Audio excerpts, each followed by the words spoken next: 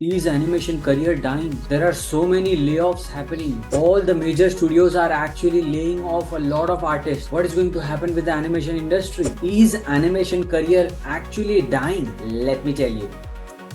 It isn't. Now the problem with students is they only know the production industry wherein we do the web series, the movies. Apart from this, what are the companies, what are the fields that are actually occupying the animation industry as well? Students are not knowing about those industries. This is the missing link I want to connect students with. The problem here is because everybody is learning animation, everybody is pursuing animation and focusing only on the production line, the rest of the fields which are there, which are actually in demand, which are actually high paying opportunities, students are not aware about. You can put yourself into so many industries and use your animation skills. Now, what are those industries? You can get into advertising, marketing, gaming, e-learning, medical, augmented reality, virtual reality, web development, branding videos, corporate videos, and so many different options are also available. And these options are actually paying good money to the artists. Why? Because everybody is running behind production. And if you really were not aware about these options, this is the time to start exploring jobs into other fields as well, specifically if you are a beginner or if you are a fresher or if you are having a less experience in the animation industry.